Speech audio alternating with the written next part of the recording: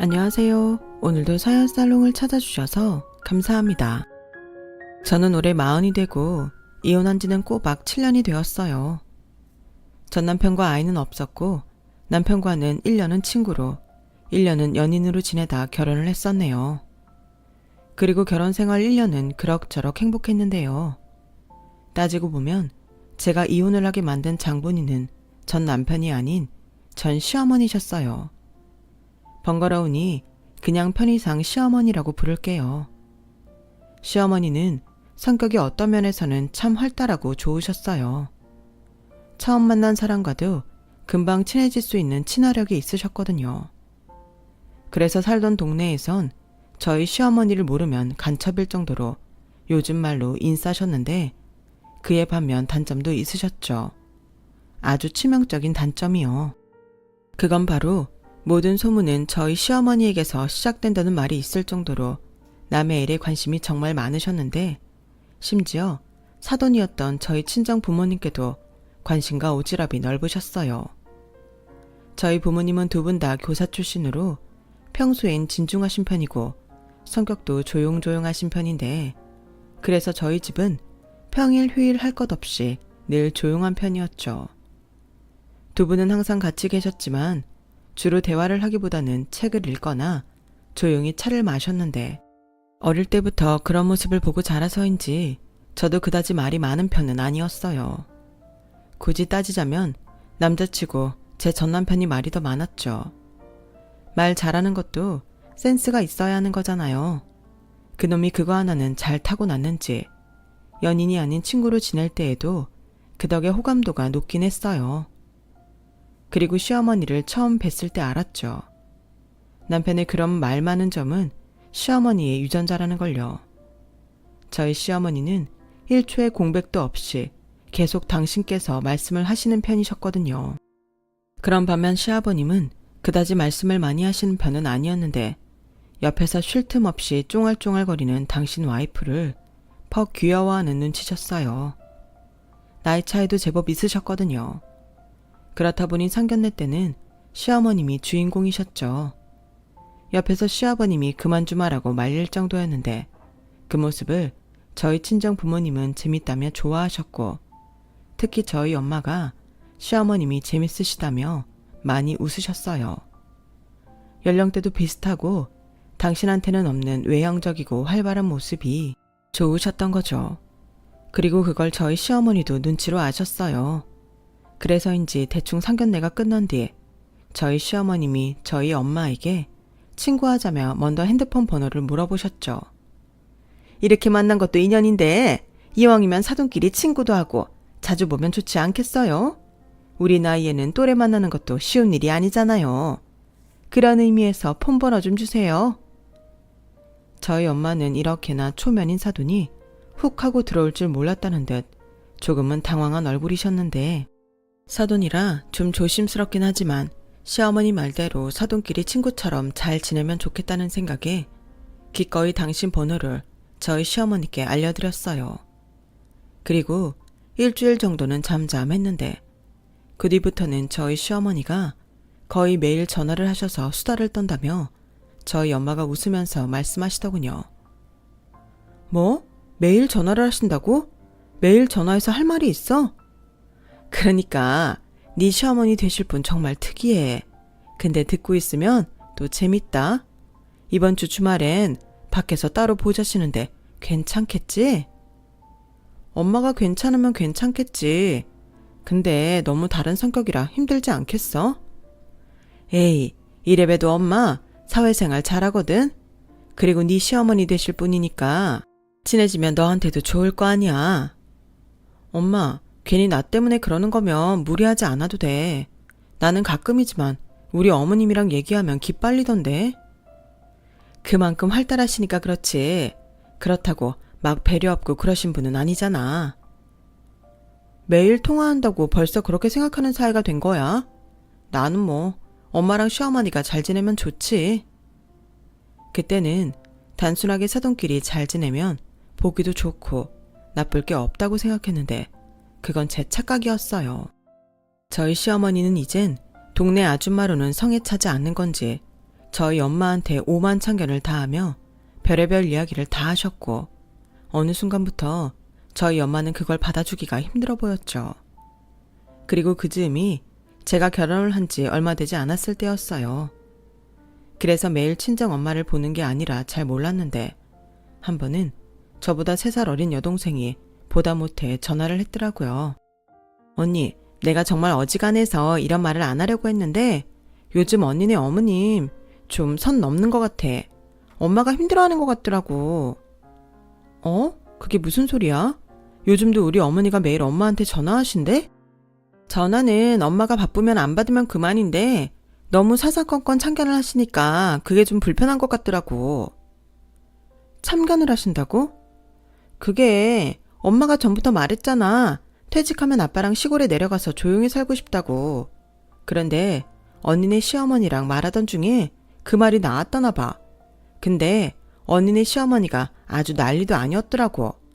나이 먹으면 도시에 살아야지 왜 시골로 가냐며 시골 사람들 텃세 부려서 힘들다고 잘못 생각한 거라고 훈계를 했나 봐. 아, 또 오지랖을 부리셨구나. 그뿐만이 아니야. 어디서 무슨 정보를 들었는지 시골로 갈 게 아니라 당신이랑 같이 부동산 투자 같은 걸 하자고 조르나 보던데 이건 아니잖아. 친한 사이도 그건 어려운 건데 하물며 사돈끼리 무슨 투자야? 그리고 또 있어. 올해 엄마 아빠 결혼 35주년이라 두 분이 여행 간다고 적금 부은 거 있잖아. 그런데 시어머니가 그걸 알고 여행지며 가서 뭘 먹어야 한다는 등 자기가 여행 가는 것처럼 참견을 하는데 나라도 부담스럽지. 보다 못한 엄마가 돌려서 불편하다고 말씀은 드린 것 같은데 원래 언니네 시어머니가 눈치가 없는 스타일이야? 못 알아들으신 건지 아니면 일부러 모른 척 하시는 건지 고칠 기미가 없대. 그냥 아는 사이면 상대 안 하면 그만인데 언니네 시어머니까 그럴 수도 없다고. 엄마 요즘 완전 스트레스 받아. 언니가 좀 어떻게 해봐. 엄마도 참 별일이네. 그런 얘기를 우리 시어머니한테 다 했단 말이야? 엄마가 얘기 안 했으면 참견할 것도 없잖아. 그러게 말이야. 나도 그게 이상해서 왜 그랬냐고 뭐라고 했는데 엄마 말이 언니네 시어머니가 참 희한한 능력이 있대. 처음엔 엄마는 듣기만 했는데 어느 순간부터 엄마도 줄줄 떠들고 있다는 거야. 아빠한테 조심성 없이 왜 그랬냐고 한 소리 들은 것 같고. 아무튼 이래도 두면 안 될 것 같아서 언니한테 전화했어. 동생한테 듣기로 저희 엄마는 시어머니를 만나거나 통화를 하시면 꼭 귀신에 홀린 듯 별의별 이야기를 다 하게 된다며 난감해 하셨대요. 평소 엄마의 성격을 잘 아는 저는 엄마가 얼마나 힘드실지 알기에 좋게 시어머니께 말씀을 드려야겠다고 생각했는데요. 그러면서도 한편으로는 저와 저희 엄마의 마음을 오해할까 조금 걱정이 됐어요. 그래서 이왕이면 남편한테 부탁하는 게 좋을 것 같았어요. 그런데 가재는 개편이라고 이 인간이 서운해하더라고요. 장모님이 많이 힘들어하신다고? 우리 엄마는 그냥 친하게 지내자고 그러셨을 텐데 자기가 아무리 좋게 말한다고 해도 우리 엄마가 서운해하지 않을까? 사실 나도 그게 좀 걸리긴 해. 그런데 그렇다고 계속 우리 엄마만 저렇게 힘들게 둘 순 없잖아. 당신 딴에는 돌려서 잘 말씀드렸는데 어머님이 모른 척 하신다고 하니 얼마나 난감하겠어. 오죽하면 소영이가 그런 전화를 하냐고. 그래서 하는 말인데 나보다는 아들인 자기가 말씀드리는 게 낫지 않을까? 기분도 덜 상하시고. 에이, 그래도 기분 나쁜 건 나쁜 거지. 자기는 호의였는데 상대가 싫었다고 하면 좋아할 사람이 어디 있냐? 그래서 못하겠다는 거야? 자기가 호의였어도 상대가 그렇게 느끼지 못하면 그건 호의가 아닌 거야. 그리고 내가 자기한테 말씀드리라고 한 건 내가 하기가 껄끄러워서 그런 게 아니라 어머님 입장에서 생각했을 때 나보다는 자기가 말하는 게 덜 민망할 것 같아서 나 배려한 거라고. 그런데 자기가 싫으면 어쩔 수 없지. 알겠어. 내가 말씀드릴게. 왜 또 화를 내? 그냥 나는 중간에서 안타까워서 한 말인데. 알았어. 내가 말씀드릴게. 자기 그런 기분으로 우리 엄마한테 말하면 그거야말로 오해하기 딱 좋겠다. 남편은 제 눈치를 보는 것처럼 서둘러 대화를 마치려 했어요. 그런데 지금 생각해보니 제가 지 엄마한테 실수할까봐 그런 게 아니었나 싶기도 하네요. 아무튼 남편 놈이 잘 이야기를 했는지 시어머니는 그날 이후 용건이 없으면 저희 엄마한테는 전화를 하지 않게 되었어요. 물론 시어머님과 저희 엄마가 만나는 일도 없었죠. 대신 저희 친정 엄마한테는 미안한 부채의식이 자라게 되었는데, 그래서 과일이며 고기며 좋은 먹거리가 있으면 저한테 시댁에 가져다 드리라고 시켰어요. 엄마, 자꾸 이런 거 들으면 어머님이 또 고맙다고 전화하기 시작하면 어쩌려고 그래. 그냥 하지 마. 엄마 괜히 미안해서 그러지? 그냥 명절 같은 날만 해. 그래도 그렇잖아. 엄마가 그걸 받아줄 수 있는 성격이면 괜찮은데 당신도 얼마나 민망하셨겠어. 그냥 이거 네가 잘 전해드리고 엄마가 요즘 바쁘다고, 그래서 전화도 잘 안 된다고 말씀드려. 그럼 엄마가 전화 안 받으면 그런가 보다 하시겠지. 대신 엄마가 부재중 보고 문자 드릴게. 참 힘들게 산다. 나 같으면 그냥 모른 척 할 텐데. 그래도 네 시어머니신데 어떻게 그러니? 네가 중간 역할 잘해. 알겠어. 그럼 이건 전부 시댁에 갖다 드리면 되지? 근데 나는 뭐 없어. 으유, 왜 없겠니? 너희들 건 따로 담아놨다. 어차피 너희는 저녁 때나 들어가서 먹으니까 많이는 필요 없잖아. 어련히 알아서 딸내 챙겼을까봐. 솔직히 고백하자면 시댁에 심부름하는 건 썩 유쾌하지 않았지만 콩고물이 떨어지니 그거 보고 심부름을 했어요. 그 덕에 시어머님도 늘 싱글벙글 하셨고 남편도 맛있는 거 먹는다고 좋아했죠. 이렇게 제 결혼 생활은 앞으로도 별 문제 없이 지속될 거라고 생각했어요. 시어머님이 좀 유별나시지만 평소 남편과 지내서인지 저는 그 정도는 감당할 수 있었거든요. 그런데 저희 친정 부모님이 당신들 노후를 생각해서 지방 쪽에 건물을 매매할 계획이라는 사실을 안 뒤로 도를 넘는 저희 시어머니의 참았던 참견병이 도지신 게 문제였어요. 처음엔 당신 말로는 사돈도 가족인데 신경이 쓰여서 자기 딴에는 여기저기 알아봤다고 하시는데, 그 작은 행동이 결과적으로는 저희 부부를 헤어지게 만들었죠. 지금도 그때를 떠올리면 어이도 없고 화만 나요. 앞서 언급했듯이 저희 부모님은 두 분 다 은퇴한 뒤에는 시골로 내려가 유유자적한 생활을 하고 싶어 하셨어요. 하지만 역시 안정적인 수입이 없으면 생활이 불안하셨겠죠. 그래서 두 분이 생각하신 게 은퇴 전에 좀 무리를 하더라도 건물을 매입해서 건물에서 나오는 수입으로 은퇴 후 생활을 하시는 거였는데, 부동산 쪽은 잘 알지 못하니 저희 부부와 상의한다는 게 남편을 통해 시댁의 이야기가 흘러 들어가게 되었던 거예요. 예, 내가 우리 재호한테 들었는데 사돈께서 기어이 시골 생활을 하시겠다는 거야? 그리고 사시려면 서울이나 수도권에 있는 건물을 사셔야지. 왜 지방에 있는 건물을 사? 똥값 될 게 뻔한데. 그게요, 아무래도 엄마 아빠가 지내는 곳하고 거리가 있으면 관리하기가 힘드니까 그러신 것 같아요. 그리고 아시잖아요. 서울은 고사하고 수도권 건물값은 너무 비싸니까요. 그래도 엄마 아빠가 알아본 건물들은 대출 조금 받으면 그럭저럭 매매하실 수 있겠더라고요. 아우, 대출까지 받는다고? 아니, 그 대출은 또 어찌 갚으시려고? 난 그냥 건물은 안 사셨으면 좋겠다. 모쪼록 건물이라는 게 값이 오를 것 같은 걸 사야지. 세상에, 지방에 있는 똥값 건물을 왜 빚을 내서 사? 애당초 은퇴하시고 시골 생활 하시겠다고 생각한 자체가 아니야. 시어머니는 마치 당신 일처럼 안달이 나서 저한테 말씀하셨어요. 저는 너무 황당했죠. 저희가 산다는 것도 아니고 저희 부모님이 그러시기로 했다는데 사돈이 이렇게까지 흥분하실 이유는 없잖아요.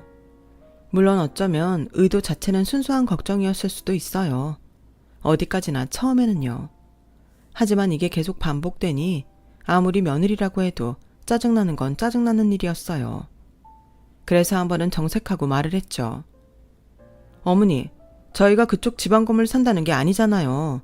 저희 부모님도 생각이 있으시니까 그러시겠죠. 그리고 두 분 다 서울에서 태어나 도시에서만 살아서 젊었을 때부터 노후는 그런 시골에서 보내고 싶어 하셨어요. 게다가 알아보시는 건물들도 어머님이 걱정하시는 것처럼 너무 시골이 아닌 나름 호재가 있는 동네에 알아보시는 거니까 어머님은 그냥 신경 안 쓰셔도 될 것 같아요. 저희 부모님이 알아서 하시겠죠. 어머, 얘 말하는 것 좀 봐. 넌 어떻게 자식이 돼서 니네 부모님 일을 그렇게 남일처럼 말하니? 그리고 깡촌이 호재가 있어 봤자지? 아무리 깡촌이라도 사람 사는 곳이잖아요.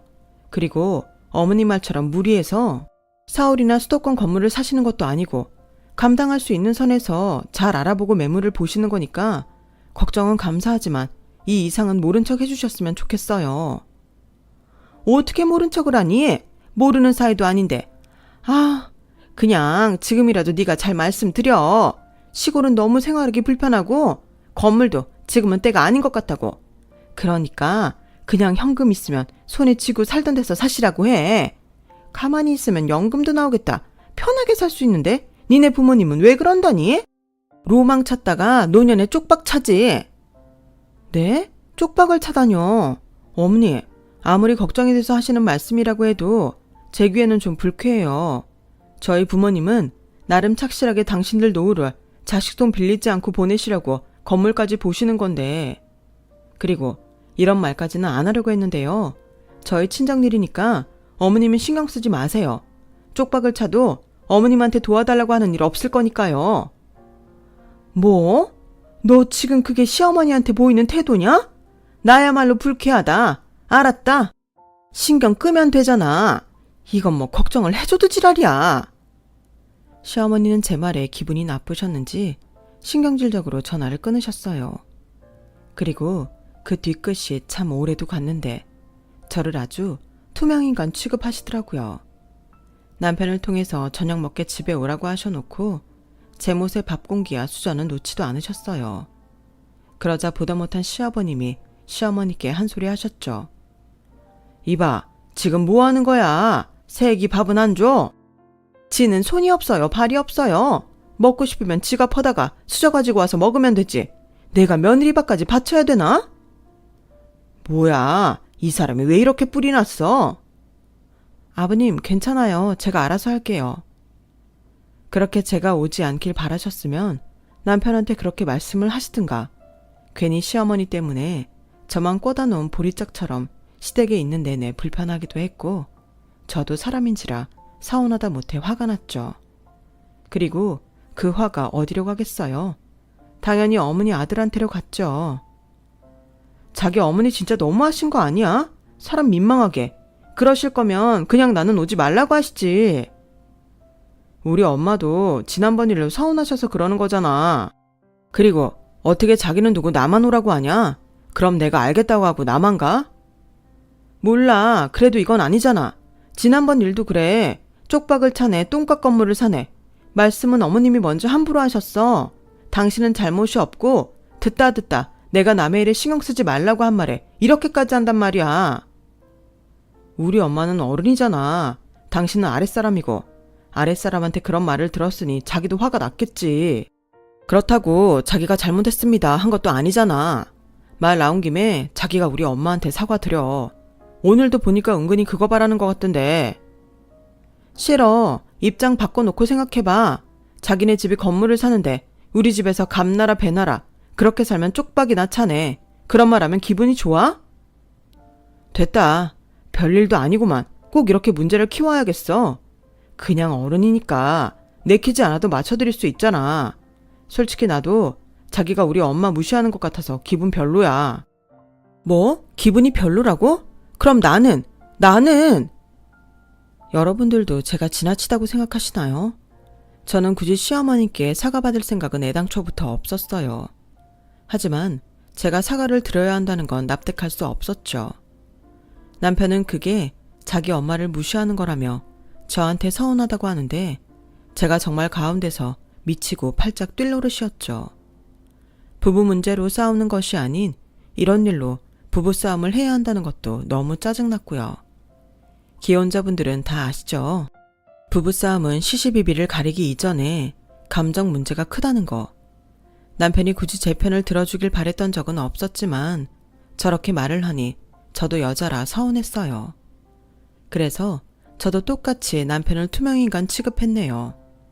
어머니가 하신 것처럼 밥도 안 차렸어요. 저도 유치했죠. 그렇게 해야 남편이 제가 느낀 감정을 비슷하게나마 느낄 수 있을 거라고 생각했거든요. 그리고 그게 효과가 아주 없지는 않았어요. 남편이 자기가 지나쳤다고 먼저 사과를 했거든요. 그래서 저도 사과를 했어요. 그리고 남편 얼굴 봐서 사과까지는 아니더라도 어머님 기분을 풀어드리려고 했는데요. 귀한 휴가까지 내고 시어머님을 모시고 백화점에 갔죠.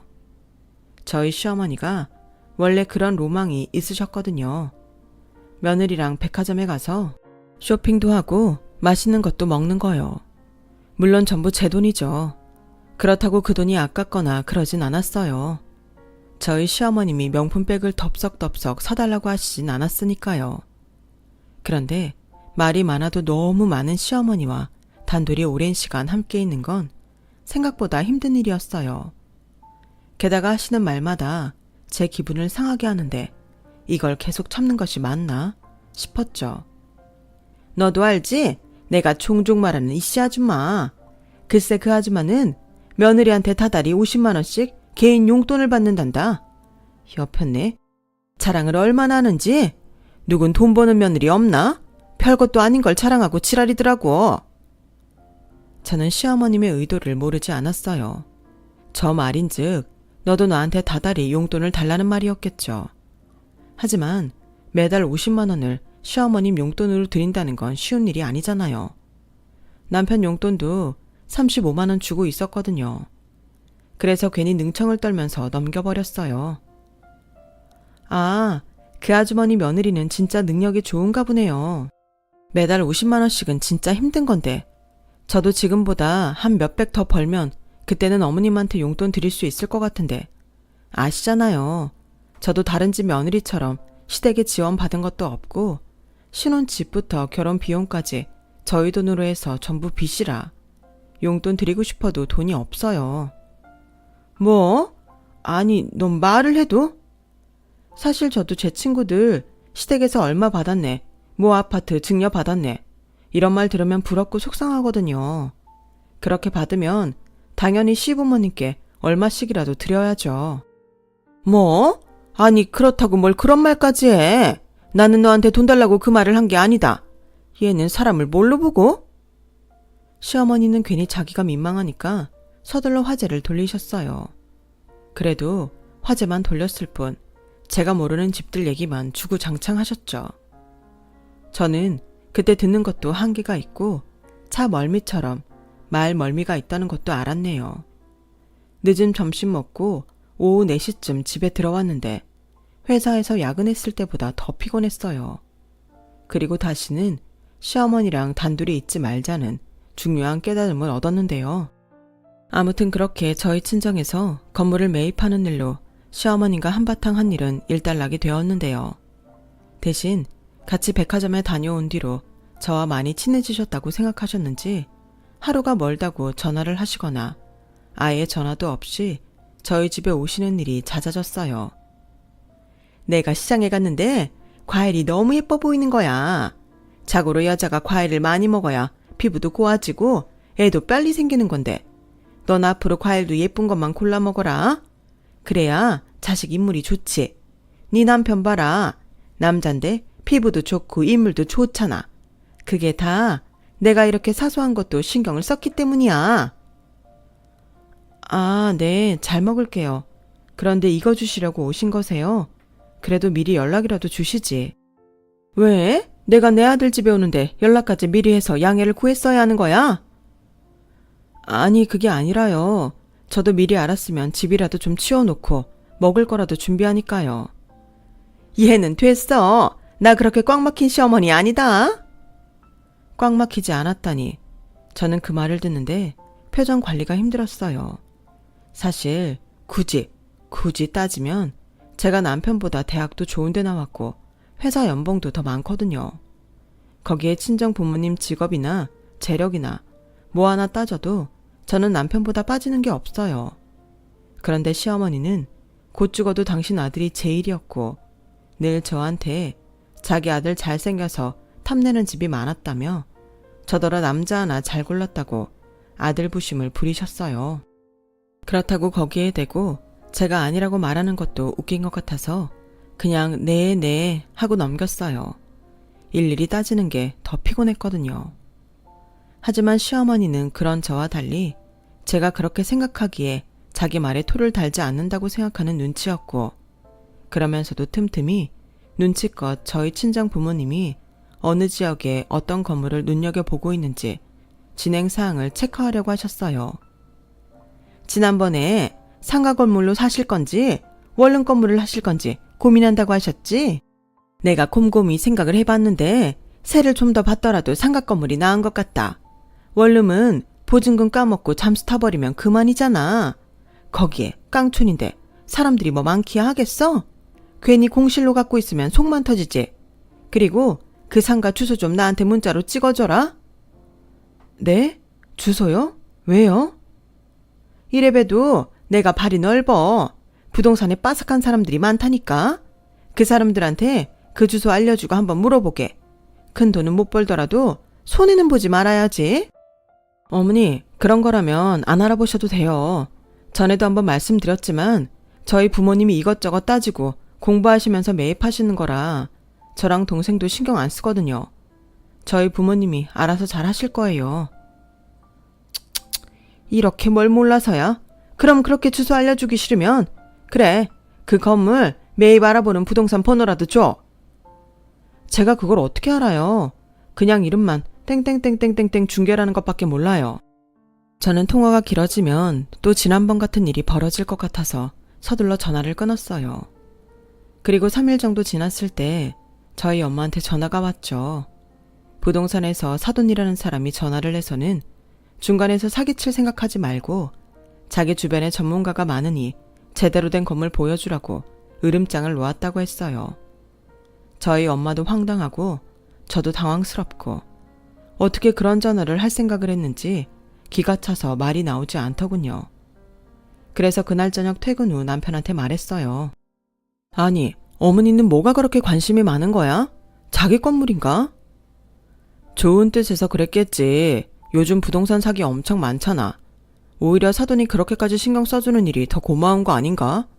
난 고마울 것 같은데. 뭐? 저는 그때 무슨 외계인이랑 말을 섞는 것 같았어요. 이렇게 공감대가 형성되지 않을 거라고는 생각도 못했죠. 그리고 그 엄마의 그 아들이라는 생각만 들었는데 문제는 이유가 더 심각했어요.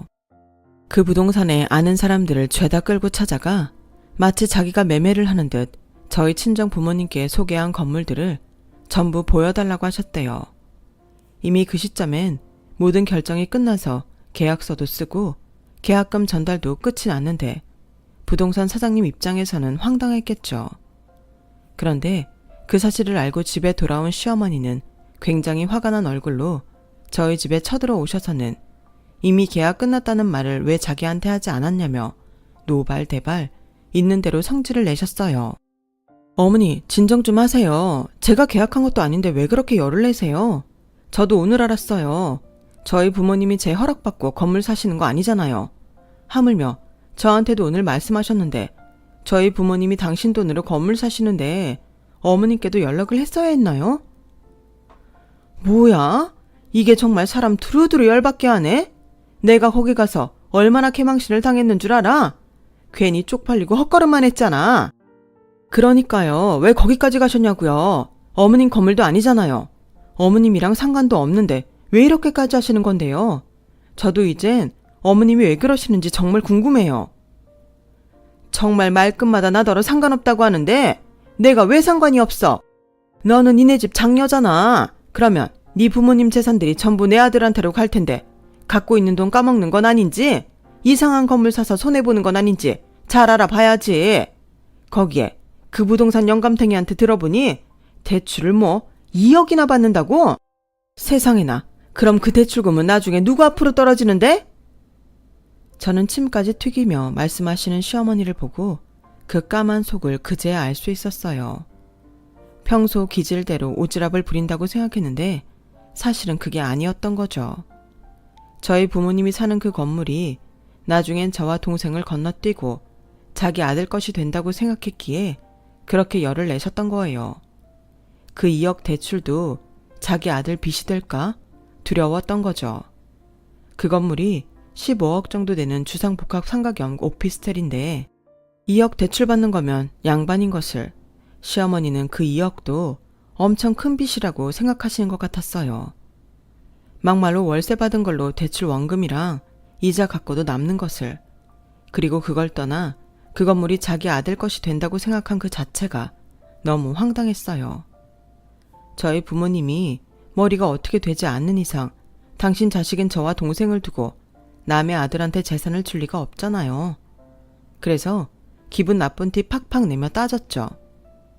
어머님이 그렇게 저희 부모님 건물 사는 일에 관심이 많았던 이유가 그것 때문이셨어요? 아니, 저랑 제 동생이 있는데 왜 저희 부모님이 사위한테 건물을 물려줄 거라고 생각하세요? 저도 저지만 제 동생 입장에서는 너무 어이가 없잖아요. 형부가 뭐라고. 어머, 얘 원래 다 그런 거야. 니네 부모님 돌아가시면 상주될 사람이 누구니? 아들 없으면 원래 그런 거야. 그리고 그런 덩어리 큰 재산 명의를 어떻게 여자 이름으로 해? 다 남편 이름으로 하잖아. 내 주변에서는 다 그렇게 한다. 네가 아직 어려서 뭘 모르는 거야. 뭐라고요? 아들 없고 사위 없는 집은 그럼 건물 물려줄 사람도 없겠네요. 그리고 어머님 주변은 다 그렇게 한다고요? 누가요? 누가 그렇게 했는데요? 알려주세요. 저도 한번 물어나 보게. 얘가 왜 이렇게 흥분을 해? 너 그러다 아주 네 시어머니 잡아먹겠다. 어른이 그러면 그런가 보다 하면 될 것이지 뭘 따지긴. 그럼 안 따지게 생겼어요. 내 부모 재산이 엉뚱한 사람한테 가는데. 엉뚱한 사람이라니 네 남편이잖아. 부부는 일심동체인데 누가 봤든. 아니요. 부부라고 해도 이혼하면 남인데. 그리고 어머니 말씀처럼 부부가 일심동체인데 제 명의여도 상관없는 거잖아요. 너는 여자잖아. 얘가 왜 이렇게 말귀를 못 알아들어? 내 주변에 너 같은 애는 네가 처음이야. 저도요. 제 주변에 어머니 같은 사람은 어머님이 처음이세요. 도대체 어머님 주변에는 어떤 사람들이 그러는 건데요? 설마 그냥 어머님 욕심에 아무 말이나 막 하시는 건 아니고요? 아니면 누가 그랬는지 말씀을 해보세요. 저는 이성의 끈이 나간 듯 시어머니께 눈을 똑바로 뜨고 그 사람이 누구냐며 계속 캐물었어요. 대답 못하시면 거짓말 하시는 걸로 알겠다고 하니 시어머니는 목소리까지 떠시면서 자기랑 친한 이씨 아줌마를 또 들먹이시더군요. 너도 종종 들어서 알잖아. 우리 동네 이씨 아줌마. 그 집 며느리도 친정에서 장녀야. 그래서 이번에 그 친정 아파트를 자기 아들이 증여받았다고 그렇게 좋아하더라고. 그뿐인 줄 아니? 내 고향 친구들도 아들 없는 애들은 전부 땅이며 집이며 사위한테 물려준다고 했어. 얘는 내가 할 일이 없이 너한테 거짓말을 하겠니? 아, 그래요? 그럼 우선 그 이씨 아주머니부터 좀 만나게 해주세요. 저는 어머니한테 듣기만 했지 실제로 본 적이 없잖아요. 그 집 며느리는 참 벨도 없어. 매달 50만 원씩 시어머니한테 용돈도 주고 자기 친정 아파트도 남편 이름으로 하고. 저도 확인하고 정말이라고 하면 저희 부모님께 건물 나중에 그 옆으로 해달라고 말씀드릴게요. 다 그렇게 하는 거 아니냐면서요.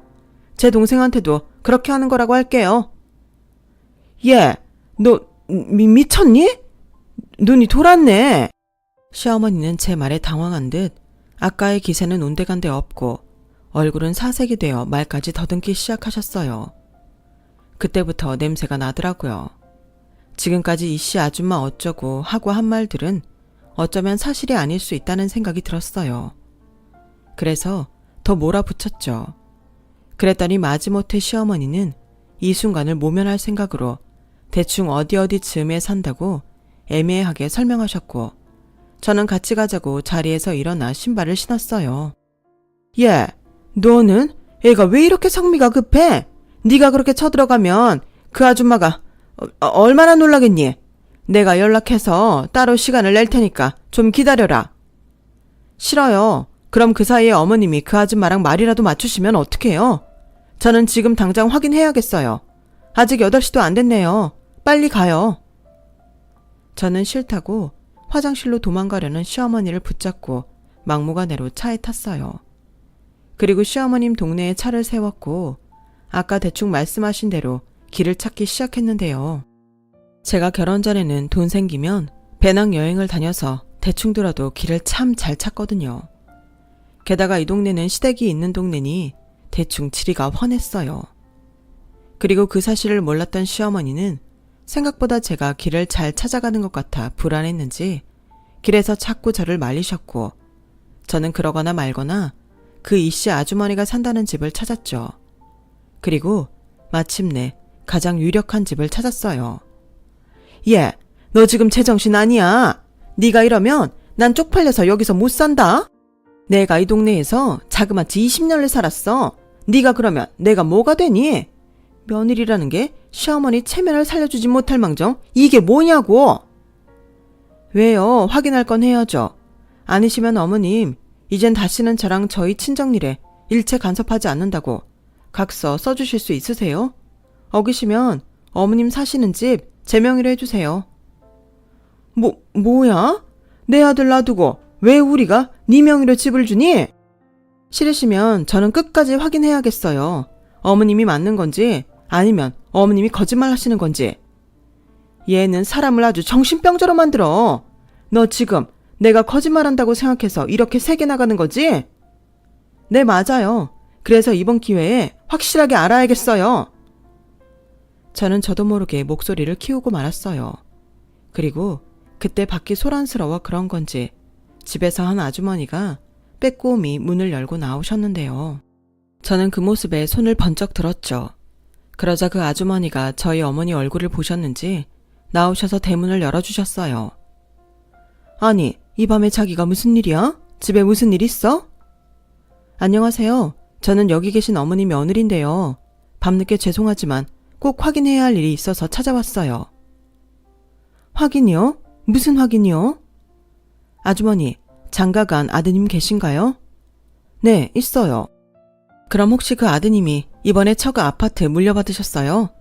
며느님이 장녀라서 사위한테 물려줬다고 어머님한테 들었거든요. 아, 그리고 매달 며느님한테 50만 원씩 용돈도 받고 계세요?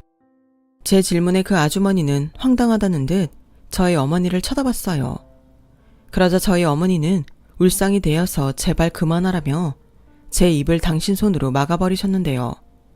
저는 대답을 꼭 들어야 한다고 어머님 손을 뿌리치며 간곡하게 말했어요. 그러자 난 지금 이게 무슨 상황인지 당최 모르겠네. 근데 내 아들은 처가덕 본 적 한 번도 없어요. 그리고 난 우리 며느리한테 10만 원도 못 받아봤다고. 요즘 지들 살기 힘들다고 허구한 날 전화해서 징징거려서 집에도 오지 말라고 했는데 자기야, 자긴 자기 며느리한테 무슨 말을 했길래 이래? 아니야, 아무것도 아니야. 얘가 괜히 잘못 알고 혼자 설치는 거야. 신경 쓰지 말고 들어가. 미안해. 아니요, 들어가시면 안 돼요. 저희 친정이 이번에 지방 쪽에 건물을 사시거든요. 그런데 저희 어머니가 하도 참견을 하셔서 뭐라고 했더니 아들 없는 친정은 처가재산 사위가 받는 거라며 아주버니 아드님도 그렇게 처갓집 아파트 증여받았다고 하셔서 제가 확인하러 왔어요. 근데 아까 말씀으로는 아니라는 거죠? 제 말이 맞죠? 너 정말 이럴 거야? 그 입 안 다물어? 자기야, 딱 보니 자기가 잘못했네. 왜 며느리랑 되지도 않는 억지를 부리면서 싸워? 지난번에 말한 그 건물 얘기구만. 근데 왜 거기에 애꿎은 나랑 내 아들을 팔아? 내가 언제 자기한테 그런 말을 했어? 오히려 처가덕 하나도 못 본다고 신세 타령했지. 좌우간 자기는 그 입이 문제야. 또 헛소문 퍼뜨리고 다닌 거야? 나 이번엔 진짜 안 참아. 지난번엔 우리 남편 바람났다고 사람 속을 뒤집어 놓더니. 아니, 그건 일부러 그런 게 아니고 내가 오해한 거라고 설명했잖아. 잘 넘어가 놓고 또 그런다. 좌우간 이번 일은 미안해. 내가 다음에 다 설명할게. 됐어. 나 이제 자기랑은 커피도 안 마실 거고 고스톱도 안 칠 거야. 이건 뭐 이 동네에서 내가 제일 만만하지? 각오해. 나 이번엔 진짜 안 참아. 아줌마는 단단히 화가 난 얼굴로 대문을 쾅 닫고 들어가 버리셨어요. 그리고 시어머니는 저를 원망하듯 쳐다봤는데요. 저도 지지 않았죠. 거짓말로 사람을 가지고 논 건 제가 아니라 시어머니셨으니까요. 그런데 이제는 빼도 박도 못하고 동네에서 개망신까지 당하게 생겼으니 자기는 이제 이 동네 못 산다고 울고불고 난리를 치시는데 황당하게도 이게 다 니년 때문이야. 이래서 집안에 여자가 잘 들어와야 하는 건데 너 이제 어떡할 거야? 하며 모든 게 다 저 때문이라고 저를 원망하셨어요. 아니, 그게 왜 저 때문이냐고요. 남의 것에 침 흘리고 탐한 사람 잘못이죠. 나중엔 남편과 시아버님까지도 이 사실을 모두 알게 되셨는데 그때는 시아버님도 너무 화가 나셨는지 자기도 창피해서 여기서 못 산다며 급기야 짐을 싸서 집을 나가버리시더군요. 시어머님이 그렇게 매달리시는데도 뿌리치며 자기도 지긋지긋하다고 이혼 서류 보낸다고 소리치며 나가셨어요. 그러자 이 남편놈이 뭐라고 한 줄 아세요? 야, 꼭 이렇게 일을 키워야 속이 시원하냐? 너 때문에 우리 엄마 아빠 이혼하게 생겼잖아. 이게 왜 나 때문이야? 거짓말하고 분에 차지도 않은 욕심부린 니네 엄마 탓이지. 왜? 너도 우리 부모님이 건물 산다고 하니까 내심 기대했냐? 야, 사람을 거지로 하나? 너 말 다 했어? 그래, 다 했다. 거지로 하냐고? 널 거지로 만든 건 내가 아니라 니네 엄마야. 오지랖 넓은 것도 겨우 봐주고 있었더니 언감생심 뭐? 아들도 없는 집 재산은 사위 거라고? 진짜 니네 엄마 야심 무섭다. 야, 그래서 넌 지금 아무 잘못도 없다는 거야? 그렇게 네가 잘났어? 너 하나 때문에 우리 집이 이 꼴이 뭐야? 그러게요. 왜 인생을 그따위로 사셔서 본인 인생을 망치시냐고요. 저를 원망하지 마시고 그 나이 먹도록 잘못 산 본인을 반성하세요. 뭐야? 야, 정소민, 너 말이 심하다. 아무리 우리 엄마가 잘못을 했어도 어떻게 어른을 이렇게 궁지에 모냐? 너도 책임이 있지. 나 우리 엄마 아빠 이혼하면 무조건 엄마 모시고 살 거야. 너 아주 제대로 시집살이 해봐. 웃겨. 누가 너랑 계속 같이 산대? 모시라면 너 혼자 모셔. 난 너랑 안 살 거니까. 나야말로 무서워서 어디 너랑 살겠니? 최대한 빨리 이혼 서류 작성해서 보낼 테니까 도장이나 찍어. 어차피 우리 애도 없고 결혼 생활도 길지 않았으니까 각자 들고 온 것만 챙기자. 아, 너는 뭐 들고 온 것도 별로 없지? 일단 집은 내가 있으니까.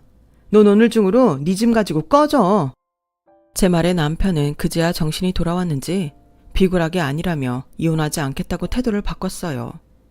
그러자 시어머님이 더 울상이 되었는데 남편놈이 자기도 어쩔 수 없다는 듯 자기 엄마를 보더라고요. 진짜 내가 저런 놈을 남편이라고 한 입을 덮고 살았다니. 저는 꼬랑지를 내리든 말든 저런 놈과는 이혼하겠다고 결심했어요. 합의 이혼이 안 되면 소송이라도 하겠다고 생각했죠. 그리고 예상했던 대로 동네의 시어머니에 대한 소문은 일파만파 퍼져서 사돈 건물 날름하려다 아들 이혼당하게 만든 장본인이 되었는데요. 그래서 집 밖에는 나가지도 못하는 신세가 되었어요.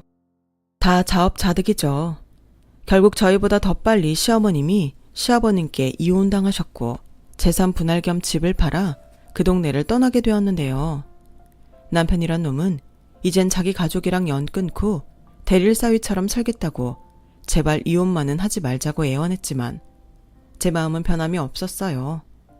한번 뚝 하고 정이 떨어지니까 그게 콩깍지였던 건지 다시는 그놈을 쳐다도 보고 싶지 않더라고요.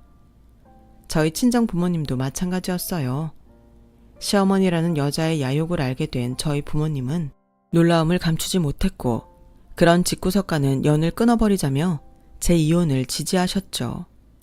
결국 저는 그놈과 이혼에 성공했어요. 법적으로 이혼은 쉬웠는데 그놈이랑 다시는 보고 싶지 않은 그놈 엄마가 허구한 날 찾아와 사람을 열받게 하니까 접근 금지 신청을 하면서 그놈이랑 진짜 빠이빠이 할 수 있었네요. 지금 생각해보면 시어머니라는 그 여자는 제가 그렇게까지 할 줄은 몰랐던 것 같아요. 저를 아주 순진하게 봤던 거죠. 세상 어느 며느리가 그런 말에 네 알겠습니다 하겠냐고요. 그래서 저는 그날의 사건이 정말 싫지만 고맙기도 해요. 그런 일이 없었다면 저는 어쩌면 지금도 그 집 며느리로 살고 있을지 모르잖아요. 열길 물속은 알아도 한길 사람 속은 모른다고 그런 말도 안 되는 생각을 하고 있는 사람이라는 걸 조금이라도 빨리 알아 다행이라고 생각합니다. 저는 지금은 아주 홀가분하게 살고 있어요. 결혼이라는 걸 한번 하고 다시 싱글로 돌아오니 지금이 얼마나 행복한지 매일매일 깨닫고 있습니다. 건물이나 돈이나 그런 게 다 뭐라고. 돈은 그냥 조금 편하게 살게 해주는 수단 아닌가요? 저는 돈이 아닌 이 소중한 시간을 행복하게 사는 것에 의미를 두고 앞으로도 살아가고 싶습니다. 아울러 아직은 좀 이르지만 당신들의 두 번째 인생을 계획하고 있는 저희 부모님의 로망도 응원해요. 한 번뿐인 인생, 자기가 원하는 대로 행복하게 살아봐야죠. 안 그래요, 여러분? 그래서 저는 매일매일 지금에 감사하며 늘 건강하고 행복하게 지내려고 합니다. 들리는 후문으로는 전 남편은 자기 엄마랑 같이 우울한 생활을 하는 것 같아요. 재혼하려고 이 여자 저 여자 만나고 있는 것 같은데 부디 여자들이 현명해서 그런 집구석에는 들어가지 않았으면 좋겠습니다. 이혼한 지 시간이 좀 지나서 지금은 좀 무덤덤해진 면이 많아요. 제 이야기 들어주셔서 고맙습니다. 언제나 건강하시고 행복하세요. 지금까지 제 사연 읽어주시고 들어주셔서 대단히 고맙습니다. 그럼 안녕히 계세요. 여러분, 사연 댓글에 응원과 현명한 조언 부탁드려요. 좋아요와 구독은 저에게 큰 힘이 됩니다. 오늘도 좋은 일 가득하세요.